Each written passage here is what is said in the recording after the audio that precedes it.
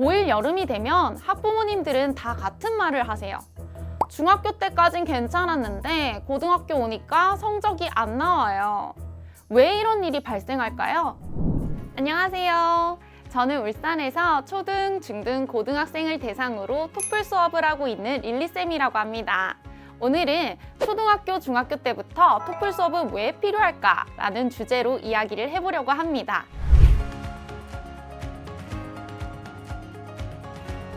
먼저 토플이라고 하면 잘 모르시는 분들이 많은데요. 간단하게 외국 대학 입학 시험이라고 말씀드리고 싶어요. 영어권 대학이나 교육기관에서 수업을 듣고 과제를 할 수 있느냐를 평가하는 시험입니다. 아무래도 대학에서 공부할 수 있는지 없는지를 보는 시험이다 보니 학술적 주제와 전문 용어가 주로 쓰입니다. 그런데 여기서 드는 의문, 외국 대학 입학 시험이라면서 초등학생, 중학생이 왜 토플 수업을 받아야 돼? 어떤 효과가 있어? 자, 이걸 말씀드리기 전에 먼저 한국 영어 교육 과정을 살펴볼게요.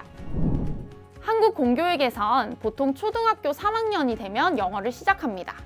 이땐 문법보다 단어와 일상회화를 먼저 배우게 됩니다.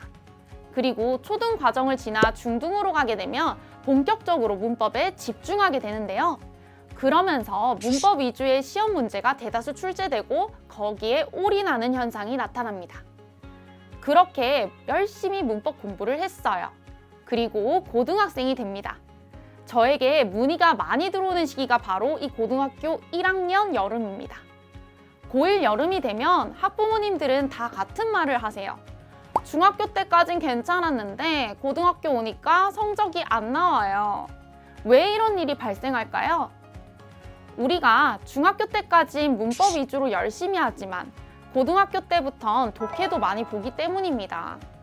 문법에만 치중해 수업을 듣고 공부를 한 학생들은 당연히 독해가 약할 수밖에 없는데요. 그 결과 3월 모의고사부터 점수가 안 나오겠죠. 그리고 이런 학생들은 내신 준비도 어려울 겁니다. 고등학생들은 기본적으로 독해가 받쳐져야 되거든요. 자, 다시 돌아와서 초등, 중학생이 왜 토플 공부를 해야 할까에 대한 답을 내려드리겠습니다.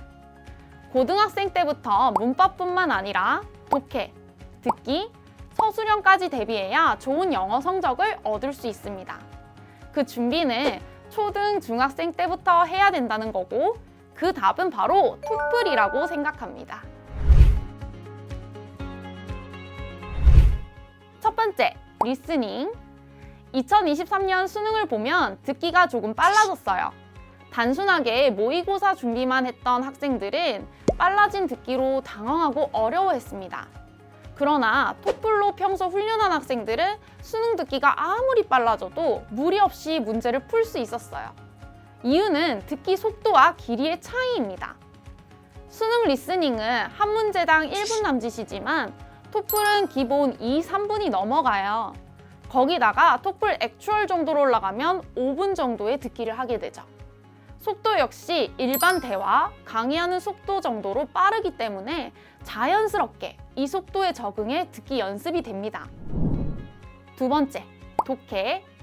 지난 절대평가 이후 수능을 보면 두 가지 특징이 있어요. 첫 번째는 독해 지문의 길이가 길어지고 있다는 거. 두 번째는 배경 지식의 범위가 점점 넓어지고 있다는 것인데요. 최근 수능만 봐도 알고리즘, 물벼룩, 스포츠 저널리즘, 뇌세포 등 너무나 다양한 분야의 지문이 나옵니다. 그렇기 때문에 평소 긴 지문을 보는 연습과 동시에 다양한 배경 지식을 쌓을 수 있는 지문을 봐야 합니다. 그리고 이 모든 조건을 충족하는 게 바로 토플입니다. 앞서 말씀드린 것처럼 토플은 외국 대학에서 수업을 들을 수 있는지를 평가하는 시험이기에 지문의 내용이 상당히 다양합니다. 심리학, 교육학, 세계사, 건축학, 경제학, 고고학, 천문학, 예술학, 생리학, 생물학, 자연과학 등 다양한 영역을 영어 지문으로 접할 수 있습니다. 그 결과 학생들은 자연스럽게 배경 지식을 차곡차곡 쌓게 되고 긴 지문 또한 문제없이 이해할 수 있는 능력을 갖게 됩니다. 게다가 토플 문제는 모의고사 방식과 거의 흡사합니다. 2019년부터 생긴 21번의 함축적 의미 추론 문제는 토플에서는 늘 있었던 유형입니다. 이처럼 토플을 미리 공부한 학생이라면 21번 문제를 봐도 거부감이 없었겠죠. 세 번째, writing. 최근 내신에서 서술형이 강화되면서 영작을 하거나 문장 자체를 영어로 쓸 일이 많아졌어요. 예전에는 본문을 달달 외워서 하면 됐는데 요즘은 변형 문제 형태로 나오기 때문에 단순히 외워서 쓰는 건 좋은 전략이 아닙니다. 여기서 토플을 강력하게 추천드리는 이유가 또 나오는데요. 바로 내신 서술형 때문입니다. 토플에는 라이팅 영역이 있어요. 독립형과 통합형이 있는데 기본적으로 처음엔 독립형을 배웁니다. 독립형이라는 게 뭐냐 하면 어떤 주제를 주고 자신의 생각을 쓰는 겁니다. 에세이죠.